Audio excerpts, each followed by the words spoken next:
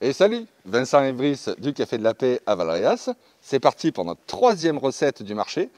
Aujourd'hui, un ingrédient tout particulier. On a la chance d'avoir les premières truffes de la saison. Du coup, on va voir un petit peu ce qu'on va vous concocter autour de tout ça. C'est parti.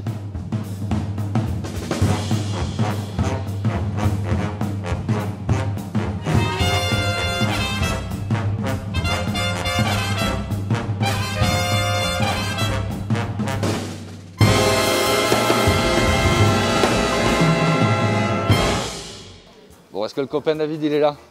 Il n'est pas là, il est en train de discuter là, il est là. Tu vas bien mon David? Ça va? On vient te chercher des œufs? Oui. Ouais, c'est bon. Combien il vous en faut des œufs? On va prendre une demi-douzaine. Oui. Aujourd'hui, on a des truffes, mais on va pas tout dire. On va faire quelque chose qui va sortir un peu du lot. Bon, bah écoute, ça c'est parfait. Voilà tes Nickel. œufs. Ouais. J'ai rentré le Château Mon Plaisir, la cuvée Mon Plaisir, en vieille vigne De Valréas, du de coup. Valréas. Alors, le Château Mon Plaisir, Grenache Chirac-Carignan, en vieille vigne, Ouais. Domaine sur Valréas. domaine sur Valréas. Allez, on a... Plein de puissance, c'est sympa. Allez, on a les œufs. On a le carburant. Il y a tout ce qu'il faut. C'est tout bon. Merci à toi, Passez une David. bonne journée, messieurs. Ciao, ciao. À très vite. Allez, on va aller voir Monsieur Boulard, le local de l'étape. Comment tu vas? T'as du monde, hein?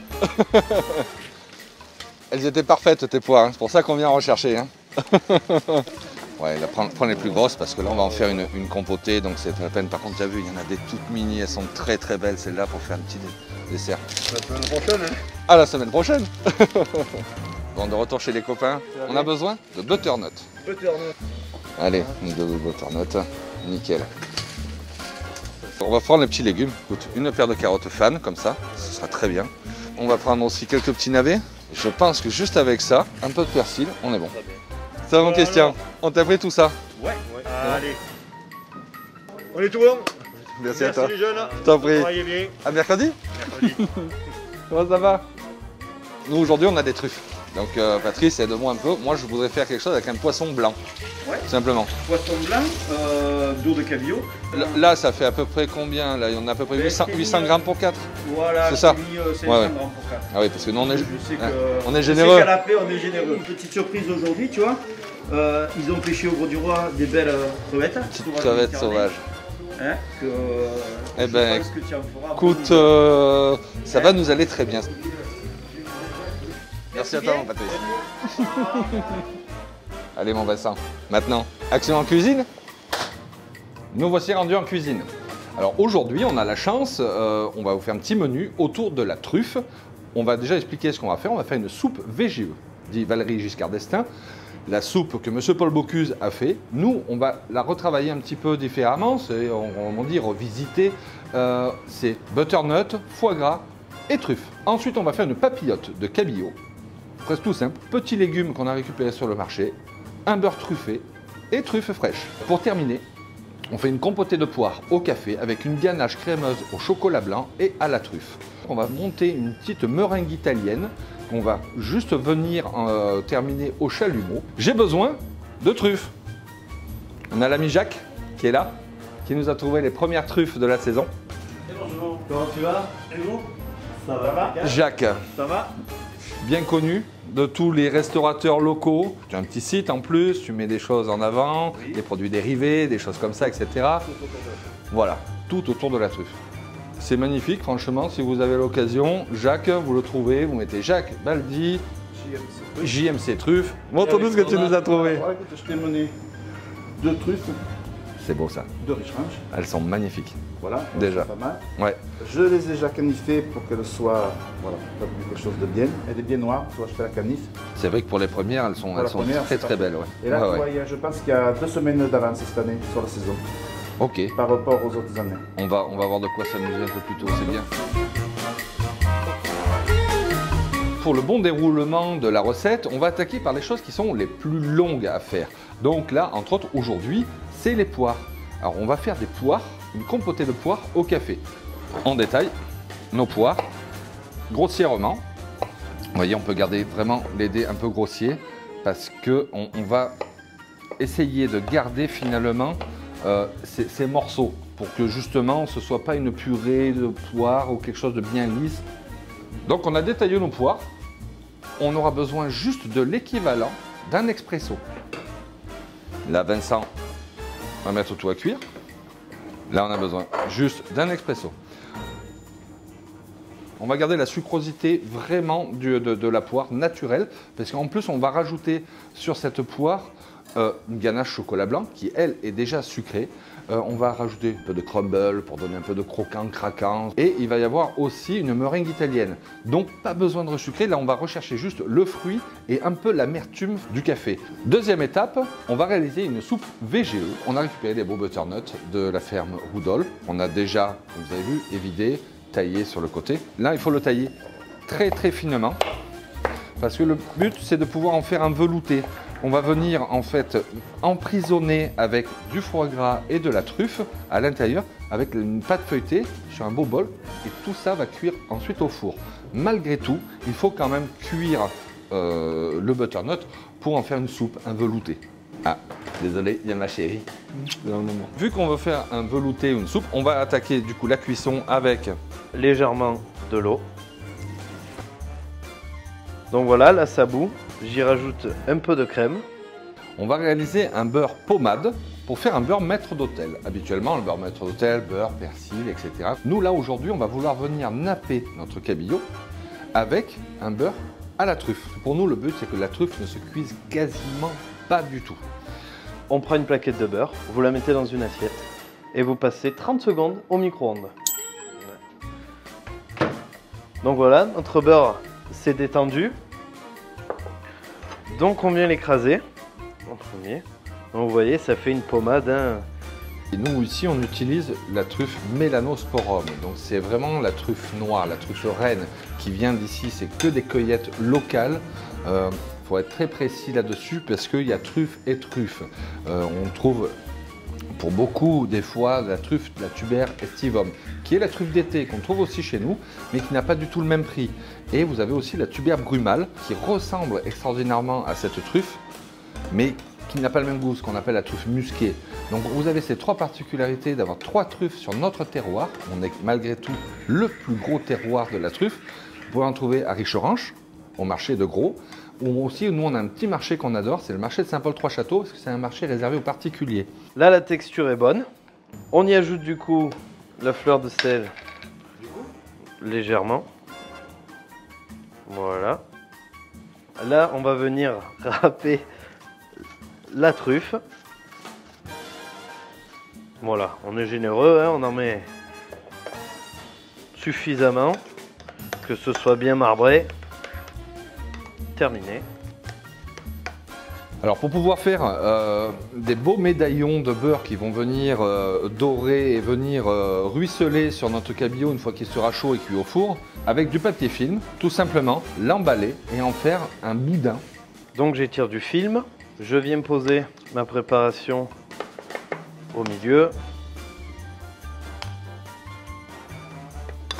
Voilà. Donc là on vient rabattre le film. On va venir ici serrer donc sur les côtés. On va légèrement appuyer pour faire un peu le vide d'air. Et là on vient simplement rabattre comme ça. On vient couper. On vient rouler en tenant par les deux extrémités. Voilà, c'est fait. Il n'y a plus qu'à réserver au frais. Une bonne heure, je pense. C'est ça. N'est-ce pas, Vincent? Une bonne heure. Merci. On revient maintenant à faire notre meringue italienne. On a besoin de jaune d'œuf pour venir faire la dorure de notre soupe VGE. Pâte feuilletée, on va venir dorer au jaune d'œuf. Malgré tout, comme rien ne se perd, c'est pour ça qu'on va faire une petite meringue italienne avec les blancs d'œufs. Donc pour ça, c'est ce qu'on appelle clarifier les œufs, c'est-à-dire retirer le jaune du blanc. Voilà.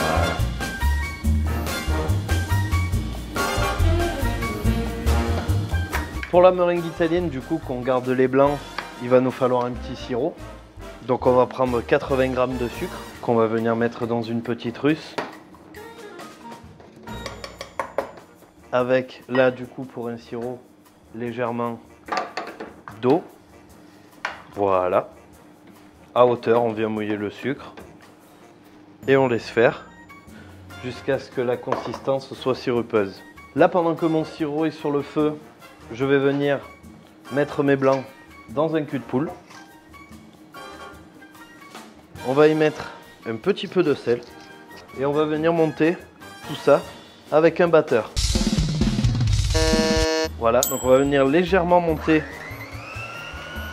les blancs. Là pour le moment, on va s'arrêter là. Personnellement, j'ai pris un peu d'avance pour faire des petits légumes qui vont aller dans la papillote. Donc tous ces légumes, donc là nous on a pris carottes, navets, on va rester très simple. Ce qui va donner le côté un peu exotique du plat, c'est cette association entre la terre et la mer. Donc là on peut voir qu'il y a des petites bulles parce que le sirop est encore chaud. Lorsqu'il n'y a plus ces petites bulles, que le sirop sera redescendu en température, c'est là où on peut pouvoir finir de le mettre dans nos blancs pour monter la meringue. Et avec un petit filet au fur et à mesure, on vient monter tout ça.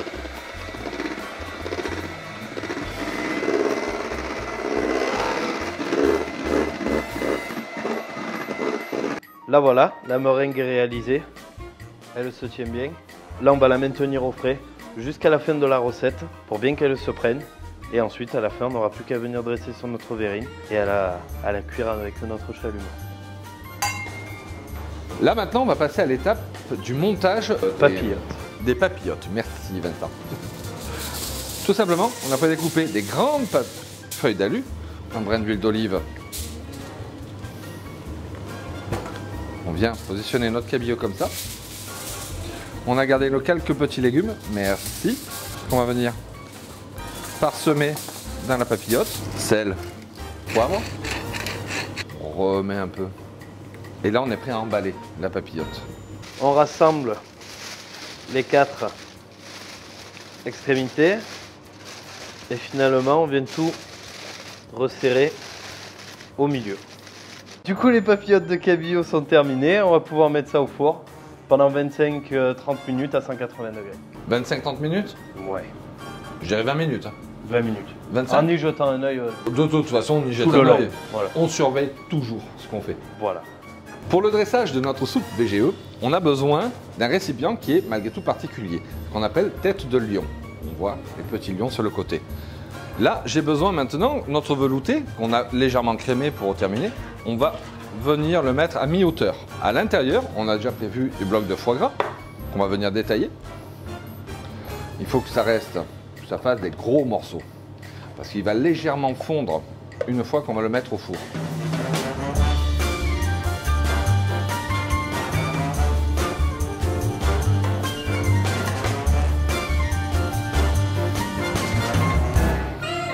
Là, on insère. Et ici, au Café de la Paix, on fait toujours très gourmand. Donc, on n'hésite pas à mettre du foie gras. On se fait plaisir, surtout en ces temps un peu compliqués. Là, je vais juste venir demander à Vincent de venir assaisonner. Donc, sel, poivre, puisqu'on ne l'a pas fait au moment de cuire le butternut. Donc, sel, poivre, dernier moment. Et nous, ici, on va venir tailler de beaux tronçons de truffe. Personnellement, je taille toujours la truffe au couteau. Pour moi, le but, c'est de garder vraiment l'épaisseur pour pouvoir vraiment garder ce côté croquant du champignon frais. Et là, on vient parsemer comme ça. Celle-ci, elle est magnifiquement bien marbrée.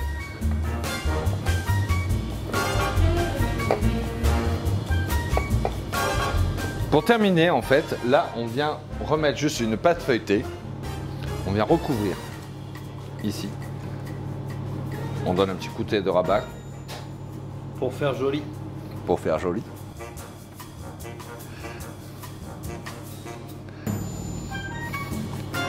Là, venez bien tapoter sur les bords, si vous devez le faire, pour qu'en fait, la pâte feuilletée tienne et enferme vraiment bien le tout.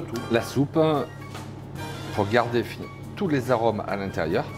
On va venir un peu badigeonner tout ça avec du jaune. Ce qu'on appelle la dorure. Voilà. Donc là, nos végétaux sont prêts. On va pouvoir enfourner au four. Moi, je trouve ça pas mal enfourné au four. Voilà. Pendant 25 minutes. À 180 degrés.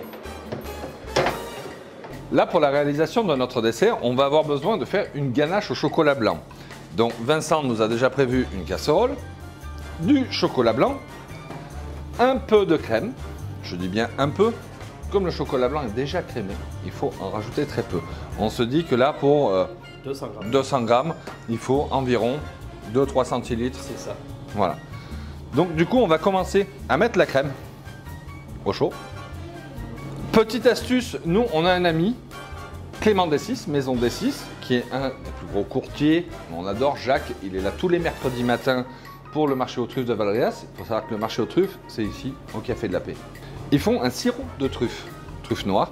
Donc on va venir un petit peu céder en mettant Quelques gouttelettes. Ça suffit. Et à l'intérieur, on va rajouter des copeaux de truffes. On va également, pour venir dans un dessert qui est un petit peu complexe, apporter du sel rose de l'Himalaya. Ganache chocolat blanc, sel rose de l'Himalaya, truffe. Pendant que la ganache se fait, c'est là où je viens récupérer ma compotée de poire que je viens dresser dans mes verrines.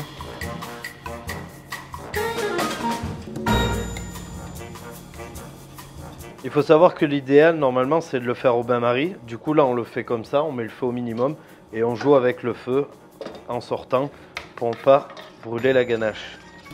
On garde quelque chose, quand on arrive à finalement avoir quelque chose de très onctueux comme ça, c'est là on sort du feu et on vient râper de la truffe. Nous on est généreux. Pendant que Vincent incorpore nos beaux copeaux de truffes, on rajoute un petit peu de sel rose de l'Himalaya qui va venir donner un petit peu le côté craquant et salé. Il n'y a plus qu'à venir napper notre compotée. Donc voilà, on prend une belle cuillère à soupe de ganache dans chaque verrine. Comme c'est un dessert qu'on fait au moment, on va pouvoir le garder au frigo. Donc là, on a dit on le réserve au froid. On va juste ouvrir le four pour voir où en sont nos soupes VGE. Au minimum, ouvrir le four pour que le temps que la pâte gonfle. Plus on va ouvrir le four, plus la pâte ne va pas gonfler. On est pas mal. Ah oui, on est pas mal. Elles sont magnifiques. On vient de disposer comme ça dans l'assiette.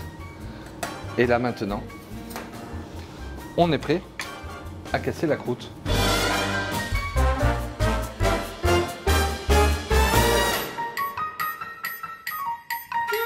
Là, on va pouvoir dérouler. On a la chance d'avoir notre poissonnier qui nous a trouvé des belles petites crevettes de Méditerranée. On va venir égayer un petit peu finalement notre papillote en positionnant une paire de petites crevettes. Du coup, une poêle au chaud, une noix de beurre dedans. Là ici, on va déjà pré-tailler nos médaillons.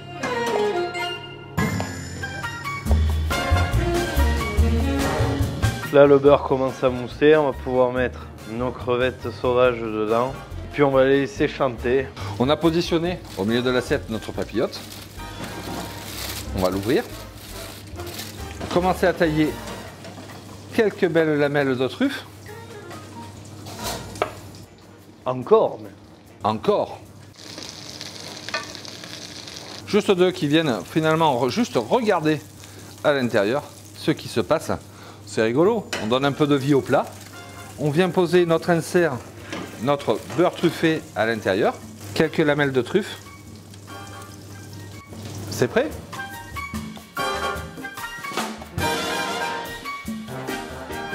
Maintenant, on va dresser nos verrines pour terminer le repas. On va les sortir du frais. On va les sortir du frais. On a émietté un sablé pour en faire une pâte à crumble. On vient juste napper comme ça la ganache.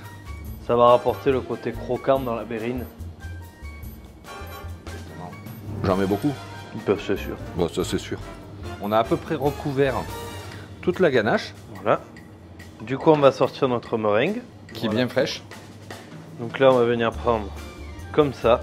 Comme des blancs en neige en fait, presque comme une île flottante, mais du coup ça reste une meringue italienne.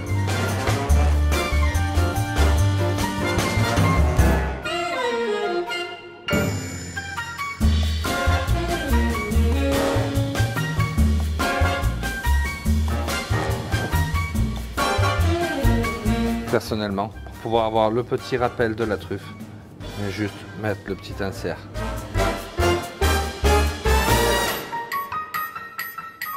On a terminé notre petit tuto recette. Merci encore à vous de nous suivre. Vous avez été plus nombreux. On a reçu déjà quelques photos des plats que vous avez réalisés autour de nous et de ce qu'on a proposé déjà précédemment. On vous dit à mercredi prochain. On s'amuse, surtout portez-vous bien. On vous aime. Et bon appétit!